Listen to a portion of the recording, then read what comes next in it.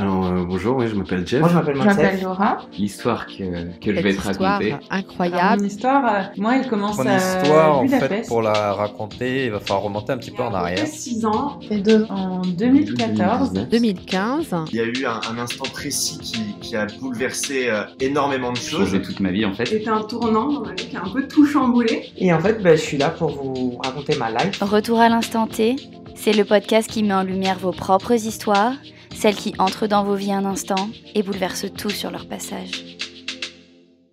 Bonjour à tous et bienvenue dans le 17e épisode du podcast Retour à l'instant T, le podcast qui met en lumière vos propres histoires, celles qui entrent dans vos vies un instant et bouleversent tout sur leur passage. Aujourd'hui, nous allons découvrir l'histoire de Florent. Florent a grandi fasciné par l'univers du football et par l'Argentine. Son rêve est un jour de s'y rendre afin de découvrir ce pays source de tant d'admiration. Il étudie alors l'histoire tout en étant passionné par le journalisme et écrit d'ailleurs avec d'autres étudiants dans un journal distribué aux habitants de sa ville. Un jour, il apprend que l'acteur célèbre Benoît Poelvoorde sera de passage dans sa ville pour un tournage. Il décide alors de faire preuve d'audace et se présente à son hôtel. Partons ensemble à la découverte de l'histoire de Florent. Retour à l'instant T. Bonjour Florent, bienvenue sur le podcast Retour à l'instant T. Bonjour. Alors aujourd'hui, donc, tu vas nous parler de ton parcours. Donc tu es journaliste et reporter, notamment en foot. Tu fais d'autres choses à côté. Principalement du foot quand même. Tu vas nous raconter tout ça. Tu as un parcours assez impressionnant et comme tu le disais, tu as pu être au bon endroit au bon moment dans tout ce cheminement. Est-ce que tu peux nous expliquer où tu en étais au tout début, avant que cet instant T se produise, pour qu'on comprenne un petit peu ta personnalité, qui tu es? Mon histoire, elle commence surtout avec mon papa qui achetait l'équipe tous les jours et qui ramenait le journal à la maison. Et donc, c'est vraiment le journal que j'avais toujours chez moi et que je lisais. Et lui est photographe amateur, a toujours voulu faire de la photo, sauf que ses parents lui ont dit que c'était pas vraiment un métier à l'époque, dans les années 70. Du coup, moi, j'étais plus branché sur l'écriture et voilà, j'étais quand même très attiré par la presse et les médias. Et puis voilà, après, j'ai fait des études d'histoire, un peu bizarre peut-être pour certains. C'est pas forcément le cheminement idéal, on va dire, mais ma volonté, c'était de justement ne pas suivre, d'aller sortir un peu des sentiers battus. Et du coup, d'écrire toujours à côté, quand même, de proposer des choses. Et donc, j'ai toujours été dans le journal de mon collège ou de mon lycée. Après, quand j'étais à la fac, il y avait un journal culturel dans la ville de Rennes. Et c'est là où j'ai commencé à écrire, à aller à des concerts. Au début, c'était plus sur la partie culturelle, on va dire. Et puis, voilà, petit à petit, je me suis fait la main comme ça parce que voilà, je voulais pas aller dans une école de journalisme. Ça a toujours été une volonté. Pourquoi, justement? Pourquoi études d'histoire et pas de journalisme? Parce que je trouvais que les gens que j'avais pu rencontrer à l'époque, quand on était collégien, on allait souvent, il y avait souvent des choses qui étaient organisées, des rencontres avec des professionnels, des choses déjà un petit peu pour s'orienter professionnellement. Je sais pas, globalement, je trouvais que c'était un milieu qui des fois se regardait un peu le nombril, qui s'écoutait parler, et que ça me plaisait plus de passer par des chemins de traverse. Et voilà, en faisant de l'histoire, je me disais que c'est important d'avoir une bonne base déjà de culture générale pour pouvoir parler de différentes choses, parce que je n'étais pas forcément sûr de faire du journalisme sportif, mais je voulais m'ouvrir à d'autres choses. Et du coup, c'est comme ça que j'ai commencé aussi à écrire, parce que c'est vrai que quand on est en fac d'histoire, on fait pas mal les fameuses thèses, antithèses, synthèses. Donc ça permet de travailler un peu l'écriture. Et puis le travail journalistique, en fait, on le retrouve un petit peu. C'est-à-dire, alors bon, c'est plus facile en histoire contemporaine, évidemment, mais récupérer des témoignages, compiler des documents, voilà, chercher des informations. Enquêter en fait finalement, et donc c'est comme ça que je me suis retrouvé entre guillemets à faire du journalisme en mélangeant un peu avec l'histoire contemporaine. Ok, et du coup comment ça s'est passé? Revenons à quand tu es étudiant, qu'est-ce qui se passe pour toi comme challenge? Qu'est-ce qui se propose à toi? Comment est-ce que tu comptes faire ce chemin? Au début, ça commence tranquillement, c'est-à-dire que j'ai pas forcément entre guillemets d'ambition. C'est d'abord voir un petit peu ce que j'ai dans le ventre, ce que je suis capable de faire. Et je le prends vraiment comme un amusement, et parce que c'est quelque chose qui me plaît. Je me rends compte que j'aime vraiment bien écrire, aller rencontrer des gens, interviewer. Donc je Je fais des petites interviews à Rennes de plusieurs groupes. Il y avait un groupe qui s'appelait Orange Blossom qui passait avant Dionysos, donc j'avais eu l'occasion de les interviewer après en coulisses. Donc je trouvais ça marrant de passer de l'autre côté, d'aller voir les groupes après ou avant les concerts, d'avoir cette espèce d'accès un peu privilégié. C'est vrai que Rennes, c'est une ville assez culturelle, donc je me souviens plus de tous les noms, mais j'ai fait plein de petits groupes qui passaient à Rennes, et ça me plaisait. En fait, les deux parties vraiment que j'ai retrouvées après dans ma carrière, mais d'aller rencontrer les gens et après d'écrire ça pour le transmettre, de retranscrire, pour que les gens puissent découvrir des artistes ou les connaître mieux. Enfin, au début, comme je disais, c'était assez tranquille. Voilà, je me fixais pas vraiment d'objectifs. Mais j'avais quand même toujours un peu cette idée en tête que j'allais avoir une carrière un peu spéciale. Et en fait, pour moi, le moment vraiment qui change tout, c'est qu'un jour, il y a un tournage qui se passe dans ma ville, donc à Dinard. Et il y avait Benoît Poelvoorde qui était là, qui était un peu une idole, pas seulement de moi, mais d'un groupe de potes qu'on avait, parce qu'on était fans du film « C'est arrivé près de chez vous », qui est un film qui est sorti au début des années 90, 92 ou 94, je crois. Et voilà, c'était un film qui nous fascinait, avec un humour noir, et lui, il est vraiment extraordinaire, c'est son premier vrai film. Et donc, quand il est arrivé dans ma ville, je me suis dit, pourquoi pas essayer de le rencontrer, pourquoi pas essayer d'avoir une interview pour le petit journal pour lequel je travaillais, qui s'appelait en tout cas Nota Bene à Rennes, qui était un journal gratuit, qui était distribué dans les facs, à la sortie du métro. Et en fait, je me rends compte très vite que Ouest France, Le Pays Malouin, voilà, les journaux locaux avaient essayé de l'interviewer, mais c'était un peu cassé les dents. Et je me dis, pourquoi pas aller directement à la thalassothérapie où l'équipe de tournage était logée, et puis essayer de le coincer, quoi. Et donc, je me suis pointé comme ça directement, et j'ai un peu joué au bluff en disant que je devais parler avec Monsieur Poelvoorde quand je suis arrivé à la réception. Ils ont appelé une fille qui travaillait à la production du film, qui m'a dit qu'il était en train de se reposer, enfin qu'il était occupé, mais que je repasse un petit peu plus tard. Et en fait, je suis revenu et elle me l'a présenté, et j'ai parlé pendant 5 minutes avec lui. Il m'a proposé de venir le lendemain dans un des lieux de tournage qui se trouvait pas très loin, sur un terrain vague. Et voilà, il m'a donné un horaire, je suis passé. Il venait juste de sortir Podium, qui avait fait un gros carton en France, qui est un peu le film qui l'a fait connaître en France, parce qu'il faut rappeler qu'il est belge, qui l'a vraiment lancé, qui fait qu'aujourd'hui c'est un des grands acteurs français. Enfin, en tout cas du cinéma français. Et du coup, je suis arrivé et on a fait... Lui, il avait une scène de tournage, il m'a vu, il m'a reconnu, il m'a dit comment ça va, Jésus ?» Parce qu'à l'époque, c'est difficile à croire, mais j'avais les cheveux longs. Ok, d'accord. Grosse voilà. Barbe aussi un petit peu la barbe aussi, donc voilà.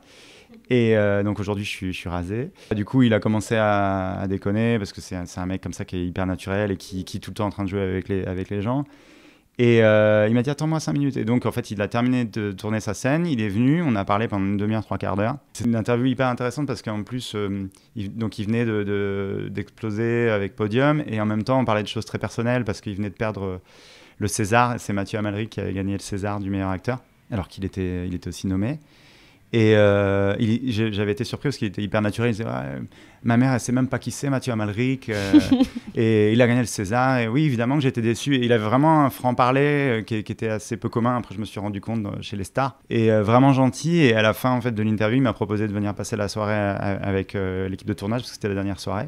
Et en fait, c'était un tournage avec un casting 5 étoiles avec... il y avait Jean-Pierre Bacri, Nicole Garcia, Benoît Magimel. Enfin, il y avait vraiment... plein d'acteurs incroyables, François Berléand. Et donc je me suis retrouvé au milieu de tous ces gens-là, qui sont tous des monuments du cinéma français. Et lui qui m'a vu arriver, qui m'a tout de suite pris par l'épaule, qui m'a emmené, qui m'a présenté un peu les gens. Il y avait Bacri qui était dans un coin, en train de se rouler des cigarettes, en train de grommeler dans son coin, etc. Et moi j'étais là. Et en fait ça a été vraiment, entre l'interview, lui, sa gentillesse, le fait qu'il soit vraiment ouvert, et puis qui me propose de venir alors qu'on ne se connaissait pas. J'avais 20 et quelques années, enfin j'étais tout jeune. Donc j'avais les yeux écarquillés, je regardais tout ce monde-là, j'osais rien dire. Et en fait, il y avait plein de tables et les gens grignotaient, ça discutait, il y a des gens qui venaient me voir. Lui, de temps en temps, il venait, il me tapait dans le dos. Et voilà, j'observais, je voyais Bacri, j'osais pas aller le voir. J'ai parlé un peu avec Nicole Garcia, il y avait aussi Nathalie Baye. Enfin, c'était vraiment un moment incroyable. Et pour moi, c'était un peu la révélation de me dire, mais en fait, c'est des gens comme nous. Finalement, on peut les aborder, on peut discuter, et puis on peut aussi faire des interviews avec ces gens-là. Et en fait, bon, évidemment, tout ça c'est pas du journalisme, mais la soirée que j'ai passée était assez exceptionnelle. On a terminé, j'ai fait le guide parce que j'étais le local, on va dire. Et du coup, ils m'ont demandé où est-ce qu'on pouvait sortir. Donc, on a été boire des coups. Après, ils m'ont demandé où est-ce qu'on pouvait aller en boîte, etc. etc. Donc, oui, donc tu as fait la fête avec eux toute la soirée. J'ai passé toute la soirée avec eux et surtout toujours près de Poulvord parce que moi, j'étais le fan, quoi, à côté de lui et à le suivre. Et au final, en allant en boîte, sur le chemin, il y a Poulvord qui dit non, mais en fait, je préfère qu'on rentre à l'hôtel. Et en fait, c'était un appart-hôtel. Donc, il nous a proposé de venir dans sa chambre. Et on s'est retrouvés à ouvrir des bouteilles de vin à je ne sais pas combien de milliers de... Je ne sais pas si c'était encore déjà les euros, mais vraiment des bouteilles super chères. Ouvrir à côté un paquet de pâtes, on s'est fait cuire des pâtes. On a terminé à 15-5 heures du matin et avec Poulvord qui racontait des anecdotes de tournage. Donc, toi, tu devais être, mais j'étais aux anges, fasciné, quoi. ouais, j'étais vraiment fasciné. Et ça a été... Il y a vraiment eu, je pense, un avant, un après dans ma vie, en tout cas au niveau professionnel. Parce que les jours qu'on suivit, je me suis dit, mais il s'est passé un truc de fou. En fait, je me suis retrouvé au milieu de ces gens-là qui sont... il y avait aussi des filles qui travaillaient à la production, il y avait des gens qui étaient habitués à travailler dans le cinéma. Et voilà, passer la soirée avec ces gens-là, entre guillemets, me nourrir de tout ça, c'était vraiment hyper enrichissant. Du coup, dans les jours qui ont suivi, je me suis dit, c'est vraiment ce que je veux faire. Je veux être là, au cœur de l'action et rencontrer des gens qui font des choses qui, pour moi, me semblaient extraordinaires, des artistes et peut-être des footballeurs. C'était déjà dans un coin de ma tête. Et ça a été un peu le départ de ça, de me dire, c'est possible, en fait, même si on ne fait pas une école de journalisme où on n'est pas connecté, on n'a pas forcément le réseau, on peut y arriver avec de l'envie. Et une des choses que je me dis tout le temps, c'est si tu peux pas arriver à une chose en passant par la porte, tu passes par la fenêtre, parce que finalement, c'était un peu ça. Je voyais que les autres médias traditionnels s'étaient cassés les dents, et moi, en fait, en me débrouillant, en passant... c'est un peu la débrouillardise, en fait, le fil rouge de ma carrière, et aussi d'être un peu au bon endroit au bon moment, parce que il y avait cet acteur que j'adorais, qui était dans ma ville. Je me suis dit, je peux pas rater ça. Donc c'est un peu ce qui s'est passé après à d'autres occasions, où à chaque fois que j'étais pas très loin d'une personnalité que je voulais interviewer, je fonçais, je tentais ma chance, et ça a plutôt toujours bien fonctionné. Et du coup, juste pour replacer et resituer, toi à ce moment-là, tu étais officiellement journaliste, tu avais une carte de presse, quelque chose qui justifiait de qui tu étais, ou est-ce que tu sortais de ta fac d'histoire et tu t'étais dit, bon, je vais tenter tout ce que je peux et on va voir qu'est-ce que tu as dit pour avoir cette interview, comment est-ce que tu as pris les devants, quoi? C'était que du culot? Ouais, c'est surtout du culot, ouais, parce que lui, il m'a vu arriver 20 ans avec mon pantalon large, les cheveux longs, évidemment ma timidité, il voyait bien que j'étais pas professionnel, mais je pense qu'il a été OK parce qu'il a vu que j'avais du culot, je pense qu'il a vu que je l'appréciais, et voilà, c'était un peu une manière de récompenser ça, je pense, de sa part. Et puis c'est pas quelqu'un aussi, j'ai compris après, en voyant d'autres choses qu'il avait pu faire, qu'il regarde pas forcément le statut de la personne, donc ça aussi, ça m'a vraiment poussé. Et après, en fait, tout ça s'est fait pour moi de fil en aiguille, parce que c'était évident que c'était le début, c'était le déclencheur, en fait, qui m'a vraiment ouvert des portes pour continuer. Et à cette époque-là, en fait, j'étais pas vraiment journaliste professionnel, j'avais pas de carte. Non, j'écrivais pour ce journal. Ce petit journal on était un groupe d'étudiants de la ville de Rennes, et en fait on se réunissait une fois par mois et on disait qu'est-ce qu'on va mettre dans le prochain numéro. À ce moment-là, évidemment, moi je l'avais pas proposé, en fait j'ai juste eu l'occasion de le faire, et je me suis dit que ça allait les intéresser. Pour l'accrocher, c'était un peu de le faire parler de la région, de ce qui lui avait plu dans la région, comment s'était passé le tournage, et comme ça permettait de raccrocher aussi avec ce journal qui était de la ville de Rennes, pour être un peu plus spécifique sur pas seulement parler de sa carrière, mais et voilà, c'est ça qui lui a plu aussi, c'était une interview assez détente, et on n'a pas parlé que de cinéma, on a parlé de lui, la Bretagne, qu'est-ce qu'il pensait de la Bretagne, qu'est-ce qui lui avait plu durant son séjour. Voilà, c'était une interview assez innocente, on va dire, assez cool, quoi. Ça me fait penser que, tu vois, toi, tu aurais pu te rebuter en te disant, mince, je suis pas assez professionnelle, j'ai des doutes, je suis pas sûre de moi, je suis pas journaliste, j'ai rien pour m'imposer. Et au final, c'est sûrement les raisons qui ont fait que lui, il a accepté de le faire avec toi plutôt qu'avec tous les autres qui se sont cassés les dents, quoi. Oui, complètement, même si, du coup, pendant l'interview, il était assez surpris, je pense, parce que j'avais pas mal potassé sa filmographie, d'où il venait, enfin même si tout ça je le savais un peu parce que comme étant fan, voilà, j'avais déjà cherché des choses sur lui. Et donc je pense qu'il a vu que je me débrouillais pas mal, que j'étais plutôt pro finalement pour quelqu'un qui démarrait. Et il a vu que je faisais les choses bien. Donc l'interview s'est vraiment déroulée super bien, quoi. Et du coup, la suite ? La suite, c'est que en parallèle de tout ça, j'avais depuis très longtemps une attirance pour l'Argentine. Et en fait, dans ma tête, très vite, il y a quelque chose qui s'est fait, une division, on va dire, qui s'est faite. C'est que, en fait, j'avais parlé avec plusieurs journalistes, voilà, pendant des journées d'orientation, où j'avais écrit des mails aussi à des professionnels de ma région. Et à chaque fois, ce qui revenait, c'est ouais, il faut aller sur Paris, mais bon, si t'as pas fait une école, si t'es pas passé par les canaux traditionnels, c'est compliqué parce qu'il faut un réseau. Et très vite, je me suis dit, mais en fait, si je vais à Paris, je vais être un poisson dans un océan de journalistes. Et qu'est-ce qui fait que je vais être différent ?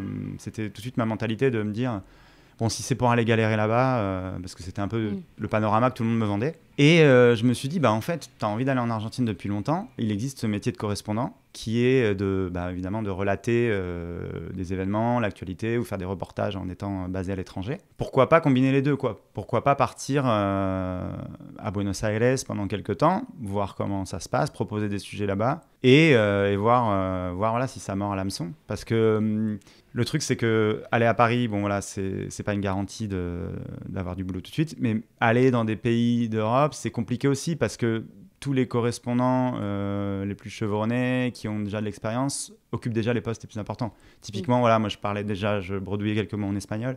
Venir à Barcelone ou à Madrid à l'époque, c'était pas facile parce que c'était déjà bien occupé, parce que c'est plus facile aussi de partir et de revenir si ça va pas. Et puis la plupart des postes étaient occupés en Europe occidentale, on va dire. Donc je me suis dit autant qu'à faire, autant partir loin. Et voilà, du coup, j'ai pris mon sac à dos. Enfin, ça peut paraître un peu exagéré, mais non, c'est vrai, j'ai pris un Eastpak comme on avait quand on était au collège. Ouais. Et je l'ai rempli et je suis parti pendant 6 mois. J'ai fait toute l'Amérique latine, une grande partie en tout cas, depuis Mexico jusqu'à Buenos Aires. J'ai traversé donc toute l'Amérique centrale, après la Colombie, l'Équateur, le Pérou, Bolivie, etc., jusqu'à arriver en Argentine. En fait, j'avais récupéré un contact par l'intermédiaire de mon père, de quelqu'un qui était venu à la route du Rhum, qui couvrait la route du Rhum pour l'équipe et qui connaissait quelqu'un de Dinard. Voilà, par l'intermédiaire, j'étais à 2 ou 3 mains, on va dire, d'une personne qui travaillait à l'équipe, 2 ou 3 poignées de main. Et en fait, j'ai pris ce mail et j'ai écrit à la personne en lui disant moi je vais être en Argentine à partir de telle date, si ça vous intéresse je peux faire des sujets. La personne m'a répondu et on s'est dit qu'on allait rester en contact. J'ai fait mon voyage, je suis arrivé en Argentine, j'ai renvoyé un mail et au début ça a pas trop bougé. J'ai proposé 2-3 sujets, ça marchait pas trop. Après, j'ai eu la chance quand même qu'il y ait 2 joueurs argentins qui signent en France. C'était en 2009, à l'été 2009. Il y a Lisandro Lopez qui est arrivé à Lyon et Lucho González qui est arrivé à Marseille, qui étaient quasiment des inconnus. Ils venaient tous les deux de Porto. Et voilà, ça m'a un peu mis le pied à l'étrier, mais on va dire que c'était pas la folie. Je bossais un petit peu, je donnais des cours de français à des Argentins. Ça prenait, mais c'était pas à la hauteur de mes espérances. Et là, le deuxième grand moment, je pense, la deuxième impulsion un peu de ma carrière, ça a été qu'en fait, en fin d'année 2009, il y a un certain Lionel Messi qui a gagné son premier Ballon d'Or. À l'époque, donc j'avais commencé à travailler un peu pour l'équipe et aussi pour le magazine France Football, qui m'avait pris avant ça peut-être 1-2 sujets, voilà, mais c'était comme je disais, c'était pas la folie. Et donc voilà, France Football est le magazine qui a créé et qui remet le Ballon d'Or. Donc tout de suite, en fait, c'était donc le premier Ballon d'Or de Messi en 2009. Je suis parti à Rosario, qui est la ville natale de Messi, et la ville où il a grandi et où il a ses amis d'enfance. Évidemment sa famille, ses premiers entraîneurs, etc. Et c'est devenu un peu, on va dire, ma recette, ma spécialité en étant basé en Argentine, c'est de faire des portraits en fait de joueurs. Donc j'avais fait les 2 que j'ai cités, le Lyonnais et le Marseillais. Et donc je suis parti à Rosario cette année-là, et l'année suivante, et encore l'année suivante, et encore l'année suivante, parce que Messi a gagné les 4 ballons d'or d'affilée de 2009 à 2012. Donc je suis devenu un peu un habitué de Rosario, et ça m'a permis de rencontrer des gens de son entourage, et puis tout ce que je disais, des amis d'enfance, des anciens coéquipiers, voilà, plein de gens, des Rosarinos aussi qui me parlaient de lui, de ce qu'il représentait pour la ville. Et ça a vraiment été le décollage, on va dire, de ma carrière, parce que ça m'a permis de m'imposer, entre guillemets, comme le journaliste français basé en Argentine, spécialiste de Messi, spécialiste du foot argentin, et voilà. Ouais, du coup, tu étais un peu le correspondant de référence sur Messi en Argentine. C'est-à-dire que ça collait bien parce que voilà, le football argentin a connu des hauts et des bas et il n'y a pas toujours eu... Il y a eu Maradona, évidemment, il y a eu l'époque de Messi.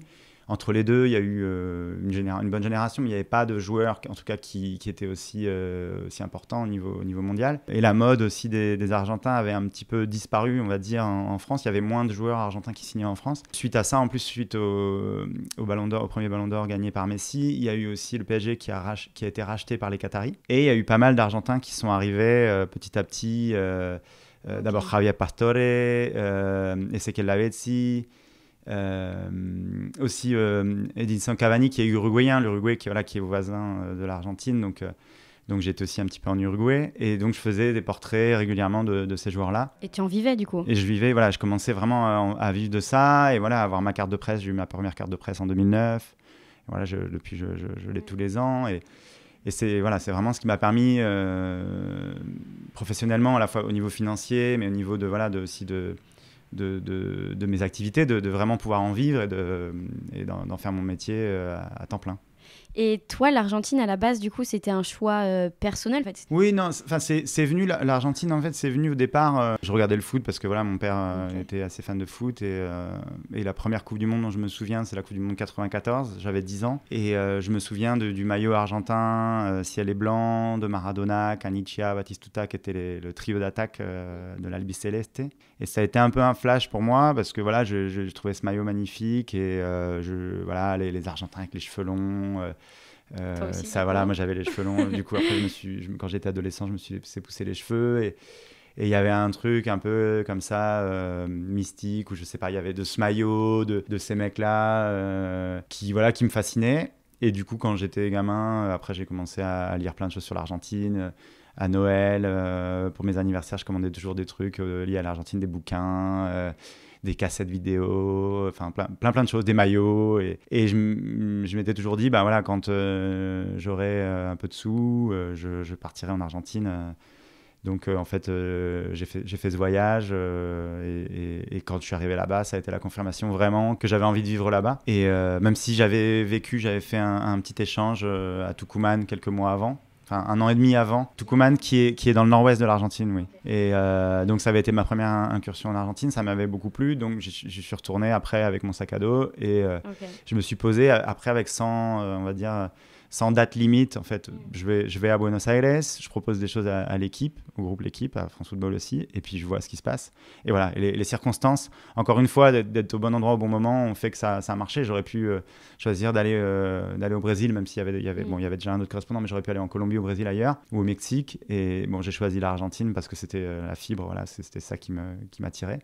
Et j'ai eu la chance que Messi gagne le Ballon d'Or et tout ça a fait boule de neige. Ça a fait exactement de fil en aiguille des choses qui me sont arrivées. Tout à l'heure, tu as dit j'étais parti 6 mois. Au final, tu y es resté combien de temps? 4 ans? Alors au début, le voyage, je m'étais dit je vais faire 6 mois à peu près parce que j'avais réuni, j'avais fait des petits jobs étudiants, j'avais réuni un peu d'argent pour faire 6 mois. Et après, le but, c'était quand même de se dire, à un moment donné, je vais me poser quelque part. Et c'était Buenos Aires, l'objectif.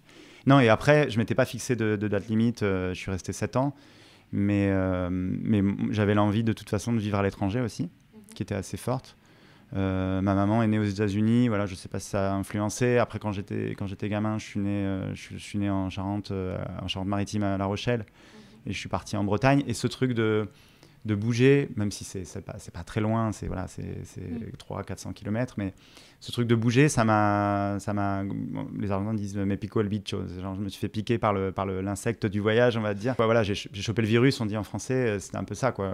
Je pense que le fait d'avoir adolescent, d'avoir changé complètement d'endroit, de ville, d'avoir rencontré de nouvelles personnes, de nouveaux copains. Et que ça a été fait peut-être facile aussi, t'as pas souffert de ça Non, pas du tout. Après, d'aller en Argentine, même si évidemment on peut pas comparer un changement de ville en France et de partir à l'autre bout du monde, mais ça m'a facilité de me dire, voilà, ça m'a appris à sortir de ma zone de confort Et d'apprendre l'espagnol de très vite. Au début, on va en soirée, on parle avec des gens, on revient avec le mal de crâne parce que c'est difficile les 2-3 premiers mois. Et après, en fait, on commence à parler et ça devient de plus en plus facile. Et après, ça devient presque la seconde langue. Du coup, voilà, ce truc-là, de cette curiosité, en fait, qui était grandissante et qui était aussi nourrie. Et ça n'a jamais terminé.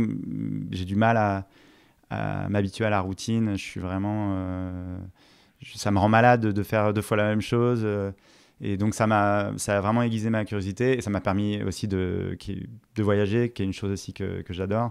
De beaucoup bouger en Argentine. Par exemple, Javier Pastore, il est de Cordoba. Donc, le joueur qui est au PSG. Donc, ça m'a permis d'aller à Cordoba, d'aller beaucoup à Rosario, parce qu'il y a beaucoup de joueurs, Ángel Di María, Ezequiel Lavezzi et Messi, évidemment, sont de Rosario. De me balader un peu partout en Argentine et de découvrir des nouveaux endroits, tout frais payé, de partir d'être financé par le journal ou le magazine. Alors qu'au départ, non. Et au départ, il fallait bricoler, c'était pas forcément évident. Et attends, et t'es arrivé en Argentine, t'avais quel âge ? J'avais 25 ans. Ok, donc c'était pas très longtemps après ta première interview Oui, ma première interview, on va dire, c'est à 22-23 ans. Et voilà, je suis parti en Argentine 1 an et demi, 2 ans après pour m'installer. Et voilà. D'ailleurs, que ce soit en France ou en Argentine, les collègues ou les chefs pouvaient me dire mais t'es super jeune, en fait. C'était un peu bizarre, et d'autant plus, comme étant correspondant pour le France Football et l'équipe, j'avais accès, c'est vrai, à des joueurs très connus et des entraîneurs très connus, et de pouvoir les interviewer. Et voilà, ça m'a permis de me construire un CV assez impressionnant, c'est vrai, en étant jeune. C'est génial, c'est un énorme plus en fait, et t'as bien fait de prendre ce risque.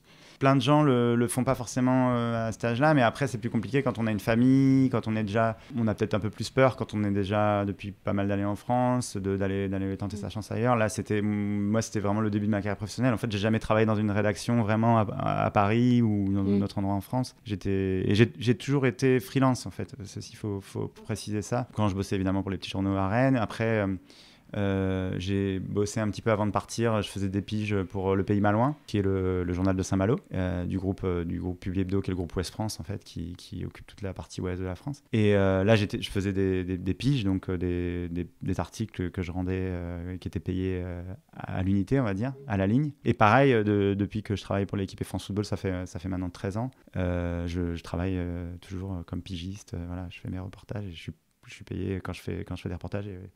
Et quand, si je pars 2-3 mois et que je fais rien, il n'y a pas d'argent qui rentre. Oui, c'est sûr. Et du coup, ensuite, il y a eu d'autres opportunités où tu as été au bon moment, au bon endroit. Oui, c'est vrai que pendant toutes les années où j'étais en Argentine, j'ai vraiment eu cette chance-là, donc de Messi Ballon d'Or, et puis après toute la mode, on va dire, des Argentins au PSG. Mais je voyais que il fallait me challenger et aussi peut-être revenir en Europe et repartir sur autre chose. Parce que je faisais souvent ce que je disais, le typique de partir dans la ville ou le village d'un joueur et puis rencontrer tout son entourage et faire son portrait. Et c'est pas que je m'en suis lassé, mais voilà, je me disais c'est toujours un peu la même recette, donc j'ai envie de goûter à autre chose et de tester autre chose. T'aimes pas la routine, non. Tu l'as dit. Donc voilà, donc j'ai voulu casser ça.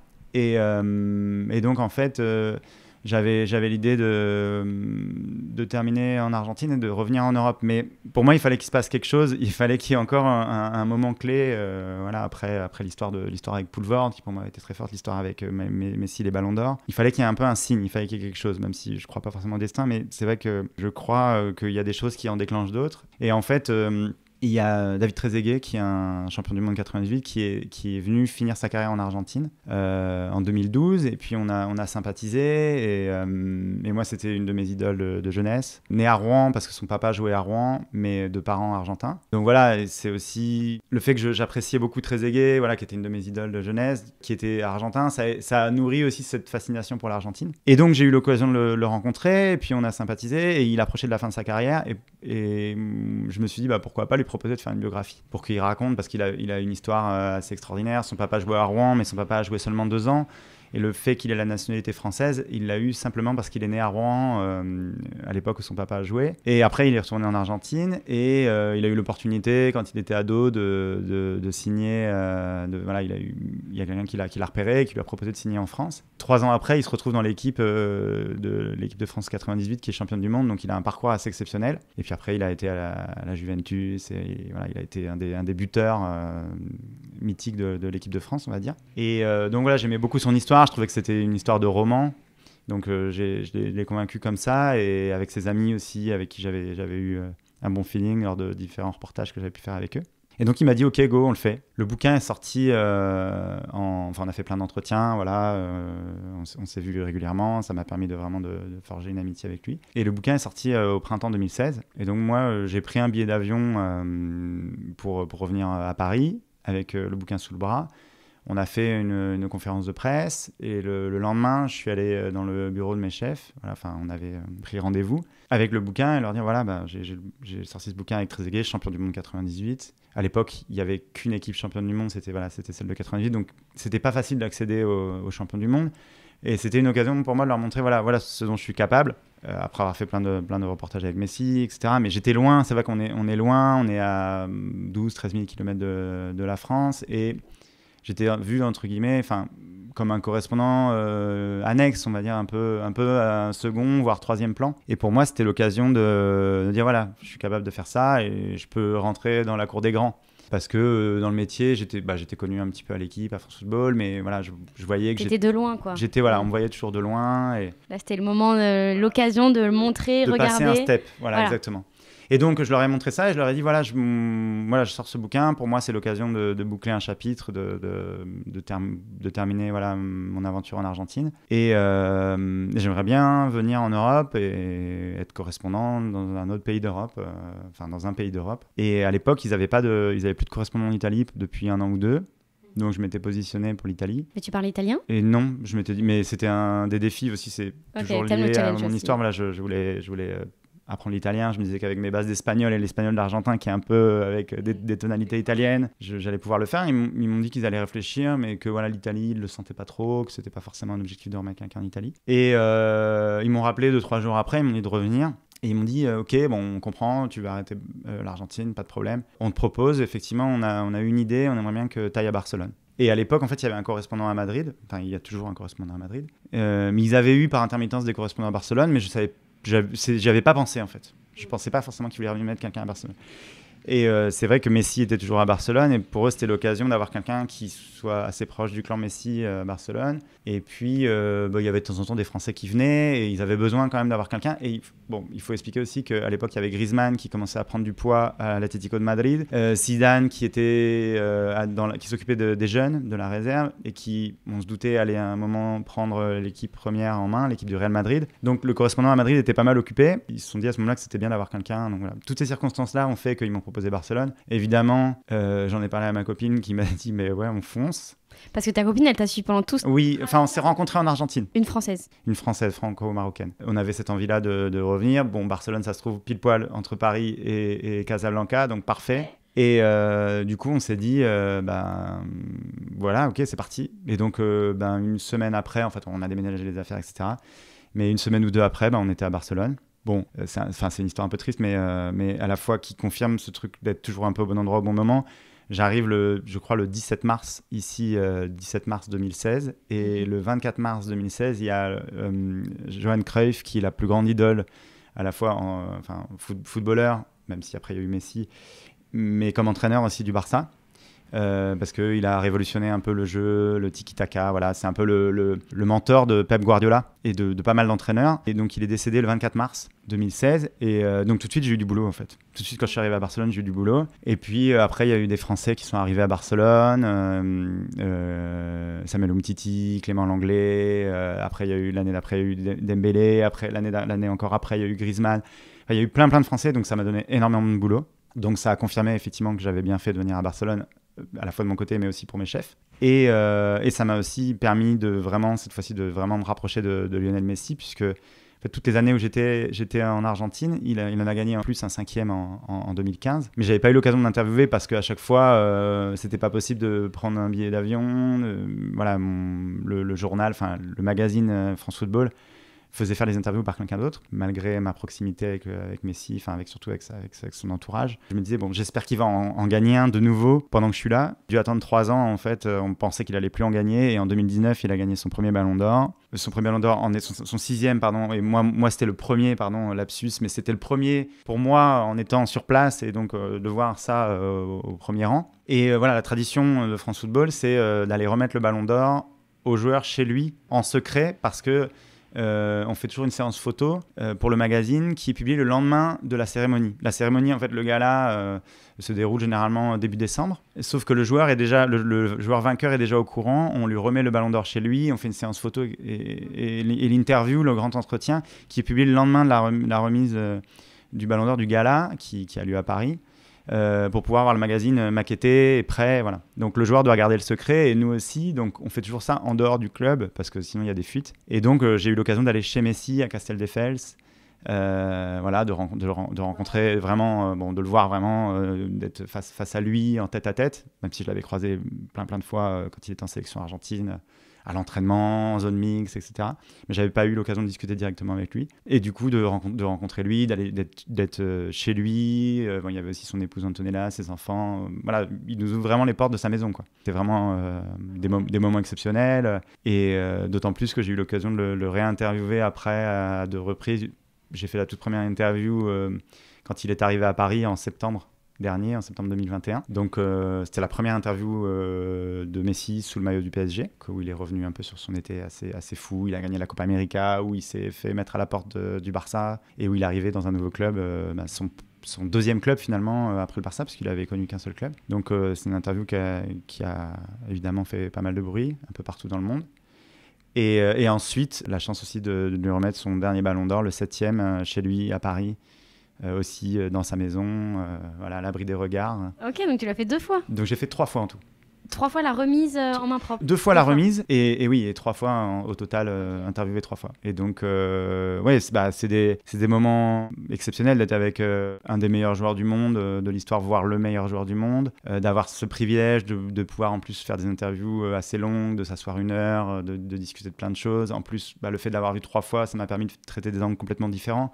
On va dire que la première, elle était peut-être très axée footballistique sur lui, sur sa manière de jouer. La deuxième, c'était plus émotionnel sur l'été de folie qu'il avait vécu avec plein d'émotions différentes. Et la dernière, c'était quelque chose de plus introspectif sur... en fait, on avait décidé de faire quelque chose sur les 7 traits de personnalité qui définissent Messi.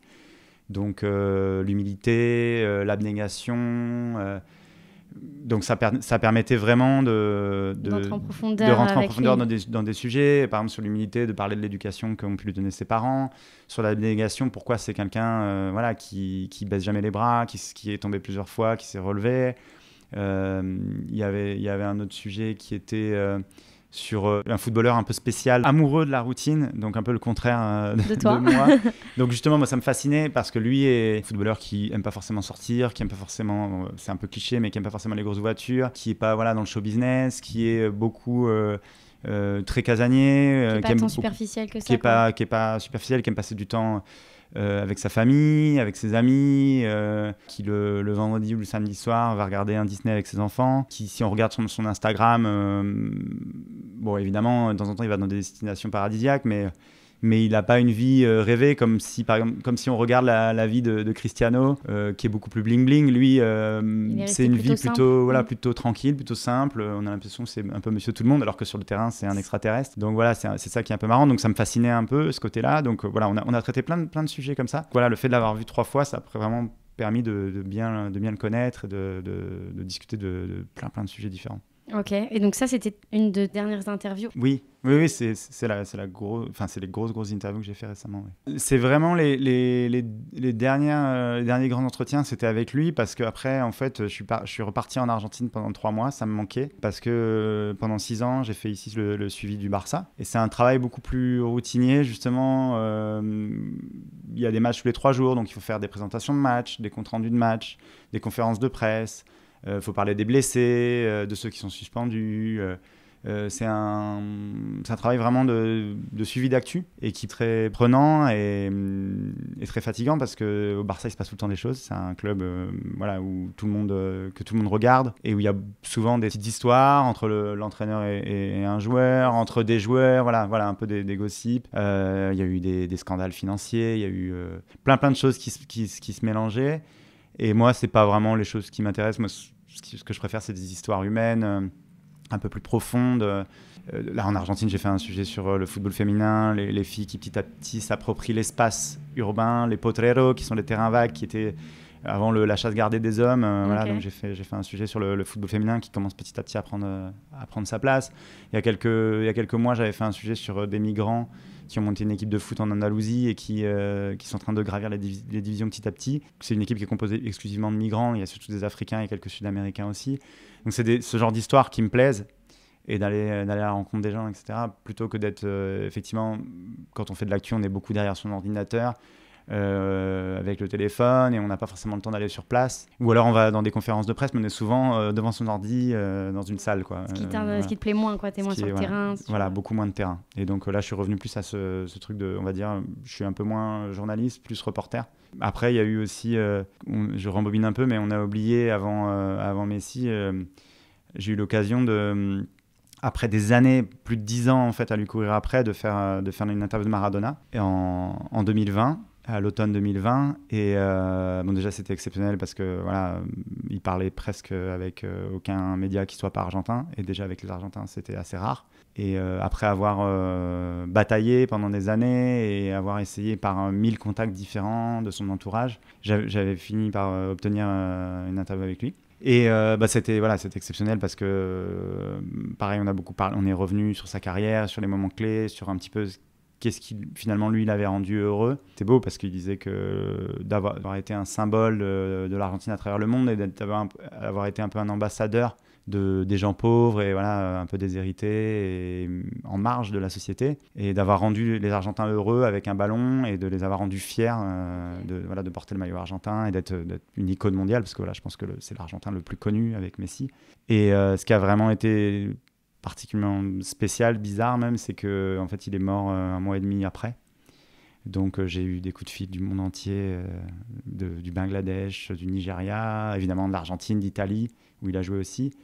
Mais je me suis rendu compte de la puissance de Maradona, d'Égypte aussi, j'ai oublié, du Mexique. Enfin, c'était complètement fou pendant plusieurs jours. J'ai mon téléphone qui n'arrêtait pas de sonner parce que j'étais la dernière personne à avoir interviewé Maradona. Donc c'est un peu, ça rejoint, c'est pour ça que je rajoutais cette histoire-là, parce que c'est toujours un peu ce dénominateur commun d'être toujours un peu au bon endroit, au bon moment, entre guillemets, enfin de sentir les choses et de Messi, d'être parti quand il a commencé à gagner sa première Ballon d'Or, d'arriver à Barcelone, que Johan Cruyff meurt la semaine suivante, alors j'espère pas être un chat noir, mais que voilà, de faire la dernière interview de Maradona, d'arriver à Barcelone et qu'il y a eu pareil une mode des Français, d'être arrivé, quand j'étais en Argentine, il y avait la mode des Argentins à Paris, comme je disais, et voilà, de sentir un peu le vent et de suivre ce truc-là et de me laisser porter un peu par cette intuition. Et voilà, les dernières choses que j'ai faites, alors c'est pas des interviews forcément, mais c'est de compiler un peu tous les travaux que j'avais fait sur Messi. Et donc j'ai un bouquin qui vient de sortir en France, là, qui vient de sortir au mois de mars 2022, et qui est un peu une compilation, on va dire, de tous les reportages que j'ai fait à Rosario, que j'ai fait en Argentine en général, sur son rapport avec les Argentins, sur la comparaison qu'il y a pu avoir avec Maradona au cours de sa carrière, et aussi avec tous les entretiens que j'ai faits avec lui qui sont dans le livre, qui est aux éditions Solar. Et du coup, comment il s'appelle ce bouquin ? Ça s'appelle Le Roi Léo. C'est un petit clin d'œil notamment à Inès, à ma copine qui est fan du Roi Lion. Donc, voilà. Puis c'est un peu notre génération. Mais voilà, je cherchais un titre un peu amusant.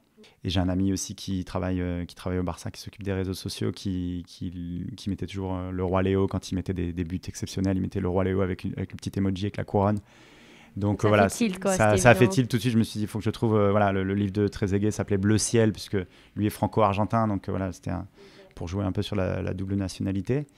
Et là, voilà, pour moi, c'était le Roi Léo, parce que c'est pour moi le joueur voilà, qui a régné, on va dire, sur le football ces dernières années. Donc c'était assez logique de l'appeler comme ça. Et voilà, ça vient conclure un autre chapitre de ma carrière, on va dire. Donc l'Argentine qui était conclue par le livre avec Trezeguet, qui me permettait de revenir, de me rapprocher de la France. Et le Roi Léo, c'était pour boucler un peu mes deux aventures en Argentine et à Barcelone. Et maintenant, en fait, j'ai envie justement d'être un peu entre les deux, de rester à Barcelone, mais d'aller plus souvent en Argentine et dans le reste de l'Amérique latine, pour travailler comme reporter et pour faire des reportages, justement, des choses comme j'ai pu raconter, où je vais à la rencontre des gens, ou aussi je profite du foot comme une excuse pour raconter des histoires sociales, voilà, sur les femmes qui utilisent le foot pour prendre une place dans la société, ou qui leur est due. Et voilà, l'histoire que je racontais aussi avec l'équipe de migrants, évidemment, pour eux, ça leur a permis aussi de s'intégrer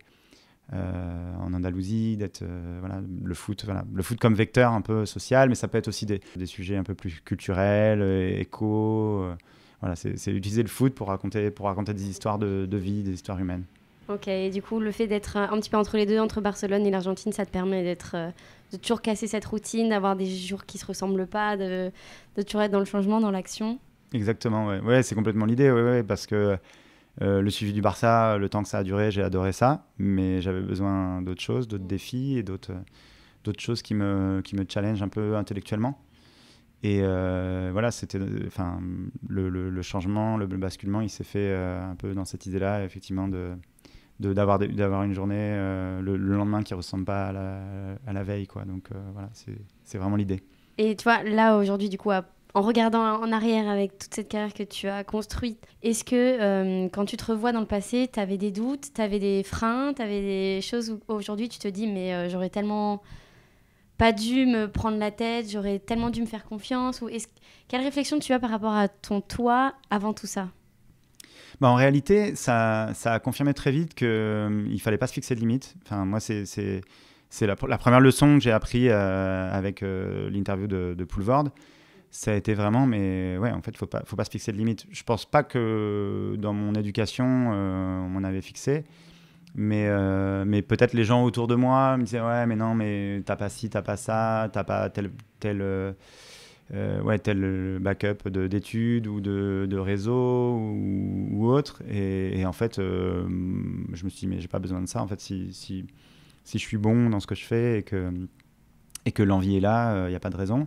Donc ça, c'était vraiment le premier truc que je me suis dit. Et non, en fait, je me suis jamais vraiment mis de barrière, en fait, de me dire « Ah, ça, je peux pas le faire, maintenant, ça va être trop compliqué ». C'est plutôt l'inverse, même. Les gens qui me connaissent bien disent quand il a quelque chose en tête, en fait, c'est impossible de me l'enlever. Et j'ai ce truc, je lâche pas, quoi. Tous les objectifs que je me suis fixés, généralement...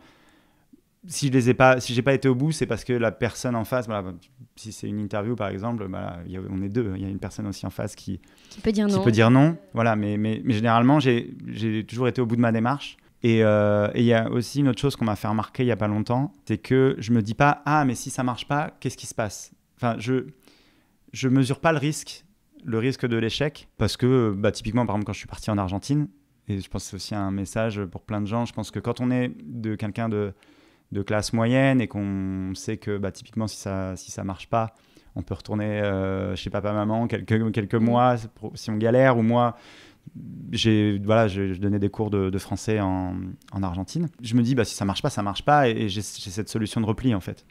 Je pense que entre guillemets on n'a pas d'excuses quand on est on va dire en Europe, en tout cas en Occident, et que on vient d'une famille classe moyenne, peut éventuellement en cas de coup dur nous soutenir. Non, faut tenter en fait, faut y aller à fond. Et puis après on n'a pas de regrets, parce que souvent je sais que ça m'arrive d'entendre des gens qui me disent ah mais j'aurais peut-être dû faire ça, pourquoi j'ai pas fait ci, et en fait moi c'est vrai que c'est ma mentalité, je me suis jamais posé la question en fait, que ce soit de partir en Argentine ou de revenir C'est vrai, quand je suis revenu à Barcelone, ça aurait pu ne pas marcher, j'aurais pu tout perdre et puis repartir de zéro.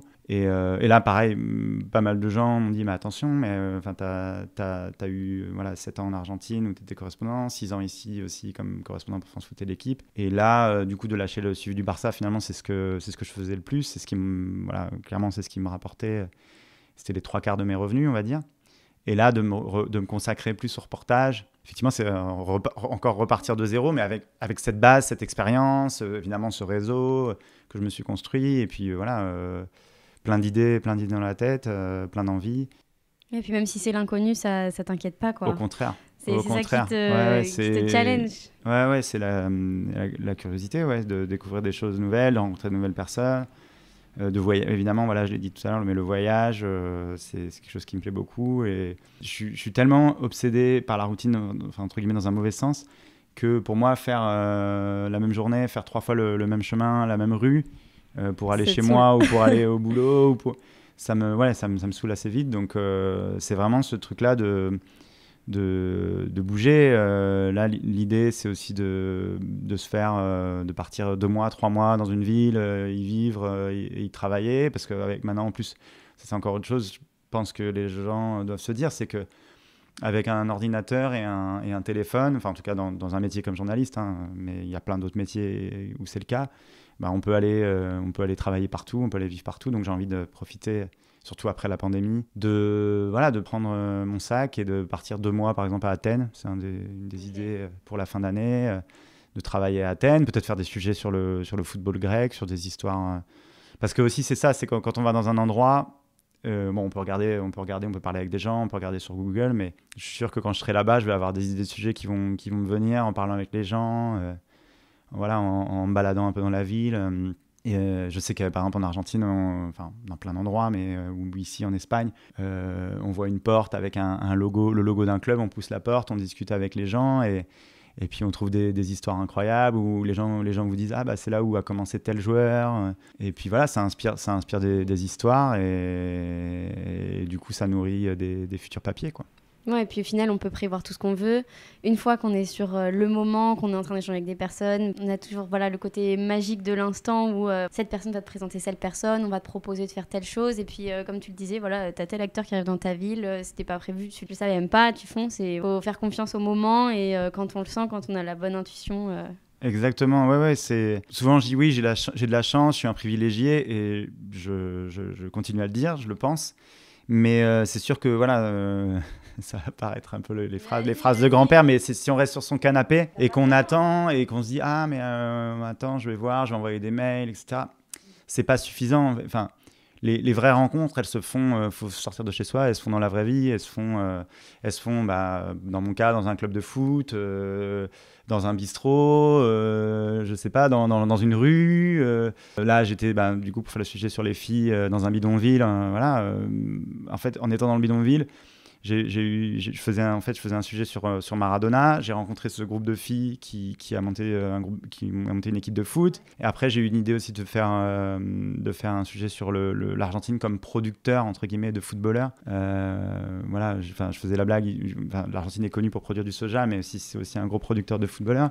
Donc, en fait, de fil en aiguille, j'avais des idées de sujets qui me venaient en parlant avec les gens. Et... Une expérience en attire une autre. Et exactement, rien n'est jamais fermé. Et en fait, ça m'arrive jamais d'avoir... je travaille à l'ancienne, j'ai toujours un petit agenda, un bloc-notes. J'ai jamais rien à faire, en fait, parce que j'ai toujours une nouvelle personne à rencontrer, aller boire un café, aller discuter avec quelqu'un d'un club, aller rencontrer un jeune joueur, un agent. Si je fais la liste de tous les gens qui m'ont invité, des gens que j'ai pu rencontrer en Argentine ou en Espagne, qui se sont installés ailleurs. Et en fait, ça va m'amener à voyager un peu partout et à rencontrer encore de nouvelles personnes et à avoir des nouvelles idées de sujets. Et en fait, on tire le fil et c'est infini, quoi. C'est génial. Est-ce que tu as un conseil à transmettre avant de finir ce podcast, un ultime c'est ça, de pas se fixer de limites. Enfin, ça peut paraître très con, mais je sais pas. Là, on parle de journalisme, mais ça, c'est valable pour tout le monde, quoi. Si on a un rêve ou des envies, même, faut pas se dire c'est pas possible, c'est pas pour moi parce que je viens pas du bon milieu ou j'ai pas fait les bonnes études ou j'habite pas au bon endroit. En fait, ça sert à rien de voir ce qu'on n'a pas en fait. Oui, si on y croit, faut foncer. Et puis si ça marche pas, c'est pas grave. Il y aura une fenêtre. Voilà, il y aura une autre opportunité. Et puis au moins, on n'aura pas de regrets après, quoi. Donc non, moi c'est ça, c'est vraiment et puis surtout de pas avoir peur de l'échec, parce que en fait, la personne qui m'a dit ça, je m'étais pas rendu compte, mais je l'avais pas pris je l'avais même pas considéré en fait, l'échec. Enfin, même quand on me l'a dit, je me suis dit bah oui, si j'avais raté, ben tant pis. Mais au moins j'y suis allé et en fait, même les fois où ça n'a pas forcément trop marché, il y a toujours eu quelque chose de bénéfique derrière au final. J'ai toujours rencontré une autre personne qui m'a dit bah non, voilà, j'avais une idée de sujet, puis en fait l'idée de sujet elle s'est transformée en un autre sujet et finalement c'était des fois plus intéressant que l'idée de base que j'avais eue. Donc les choses sont bien faites. Ouais, les choses sont bien faites et voilà, ça peut paraître une phrase hyper bidon, mais rencontrer des gens, voyager et tout, enfin pour moi c'est le truc la meilleure chose qui soit arrivée, quoi, vraiment. Et merci beaucoup pour ton témoignage, pour tous tes conseils. Tu nous transmets une expérience très sincère, authentique. On voit du coup tout ce qui a pu se passer, les moments où finalement il n'y avait pas de plan, mais le plan s'est imposé à toi. Les expériences ont fait que tu as fait ton cheminement comme ça, et au final aujourd'hui tu deviens un journaliste et reporter qui a interviewé des gens, comme tu dis, des monuments du football. Merci à toi. Non, merci à toi pour l'invitation, c'était un plaisir et j'espère qu'il y a des gens que ça pourra peut-être inspirer de se dire moi aussi je peux. Merci beaucoup. Et du coup, The King Léo, c'est ça ? Le Roi Léo. Le Roi Léo en français. Le Roi Léo aux français. éditions Solar. Aux éditions Solar, exactement.